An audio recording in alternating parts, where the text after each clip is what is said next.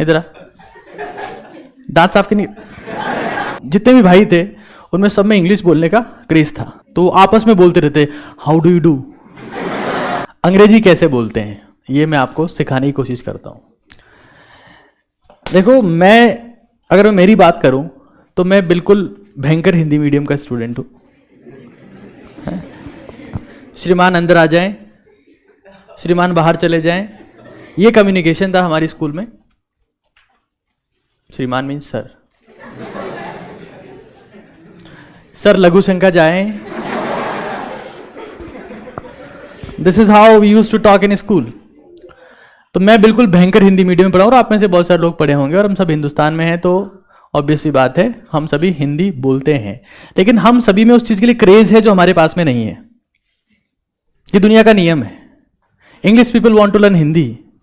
हिंदी कैसे सीखेंगे? They use to say it, है ना। जो भी चीज आपके पास नहीं होती है जिंदगी में तो आप उसे सीखना चाहते हैं, ये सच है।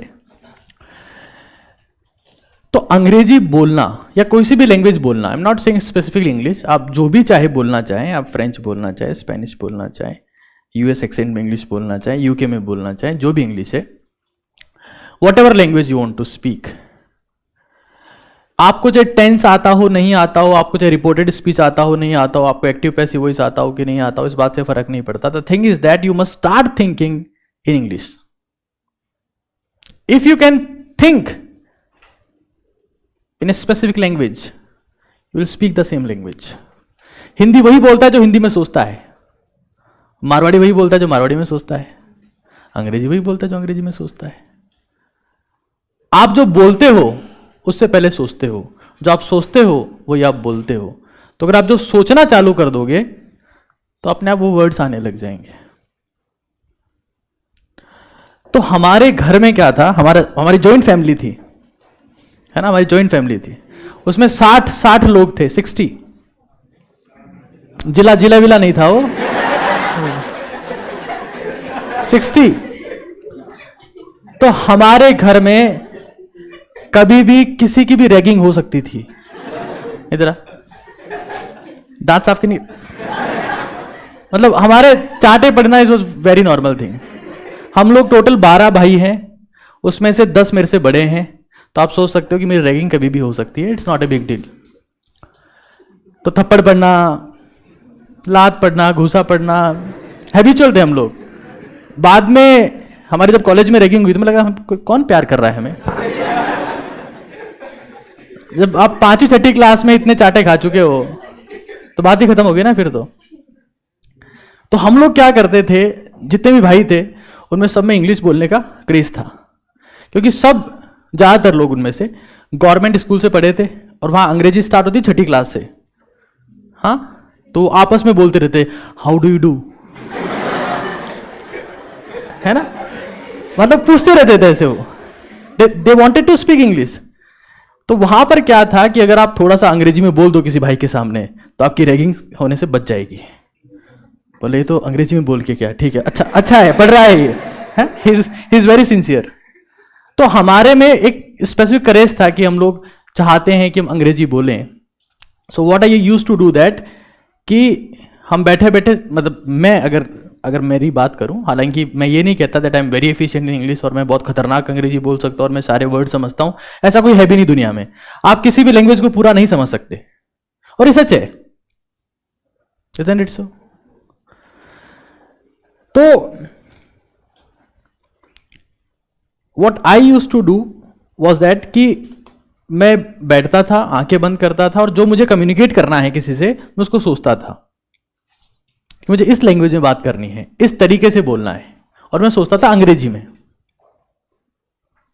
आई did this thing in class 9th, और उसके बाद से I became very efficient in English, how to speak that. और मुझे कभी याद नहीं है कि मैंने रिपोर्टेड स्पीच या डायलॉग राइटिंग का एक टॉपिक आता था, डायलॉग राइटिंग। हाँ, कई लोग उसे रटते थे। He said she said, he said she said. तुम क्या कर रहे हो ऐसे? वो रटते थे उसे, डायलॉग राइटिंग को। डायलॉग मतलब बात करने को रटते थे वो, और मुझे उसको कभी रटने की जरूरत नहीं पड़ी कि क्या बोलना है। तो क्योंकि हम लोग हिंदी मीडियम स्कूल से थे तो वहां पर लोग ऑब्वियस सी बात रटते थे। संजीव पासबुक आती है? संजीव पासबुक में टिप टिप के लिखते थे सब। कई लोग एक्सीलेंट में से लिखते थे। तो जब हमारा हाफ ईयरली का एग्जाम हुआ तो उसमें डायलॉग राइटिंग एक टॉपिक था। तो जो हमारी मैम थी, वो जो अंग्रेजी वाली मैम होती है, उनकी एक खासियत होती है। पहली बात तो अंग्रेजी का अखबार साथ में लेके आती है प्रेयर में सबके सामने, ताकि पता लगे कि अंग्रेजी वाली मैडम यही है। बाकी सब दैनिक भास्कर लेके आते हैं। वो अलग से लेके आती थी हिंदुस्तान टाइम्स, और उनके बाल जो थे वो कटे हुए थे, मतलब ज्यादा बड़े नहीं होते। अंग्रेजी मतलब आप समझ गए ना, उनको अंग्रेजी आती हो चाहे नहीं आती हो, अंग्रेजी की तरह पहले दिखना है। बाल छोटे होने चाहिए, हाथ में अंग्रेजी का न्यूज़पेपर होना चाहिए। तो she was very strict. Strict होने का मतलब समझते हैं ना आप लोग? खड़ा करके उसको 3 लाइनें अंग्रेजी में झाड़ दी फटाफट से, तो क्या हो गया? स्ट्रिक्ट हो गया वो तो। अगर खड़ा करके किसी को 3 लाइनें हिंदी में बोलेंगे, स्ट्रिक्ट थोड़ा ना हुआ वो, डांट दिया। स्ट्रिक्ट नहीं है। स्ट्रिक्ट मतलब क्या? Hey you stand up, what are you doing? So this is how they become strict. तो my ma'am was like that कि वो हर किसी को फेल कर रही थी अंग्रेजी में। मतलब जब हाफ ईयरली एग्जाम हुए तो 70 मार्क्स का पेपर था और हर कोई फेल हो रहा था। डायलॉग राइटिंग में 0 नंबर आ रहे हैं, ही शी, और मैम लिख रही वो आर यू, है ना? तो 0 marks. At that time I got 61 marks out of 70, not because of मैं उसको बैठ के पढ़ता रहता था, क्योंकि हमारे पास पीसीबी सब्जेक्ट था तो हमें बाकी सब्जेक्ट भी पढ़ने होते थे। तो अंग्रेजी में this was the thing which help me कि आप चीजें अंग्रेजी में सोचना चालू करो।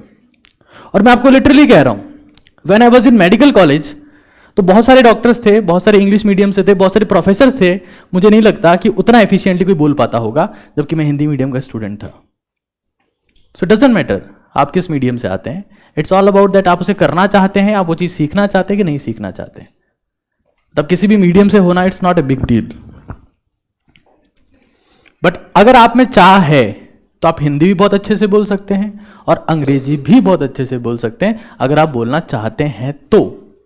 ये कंडीशन अप्लाई है हमेशा, ठीक है? तो लैंग्वेज के not be barrier, but you must have a Dzire कि हमें चीज सीखनी है।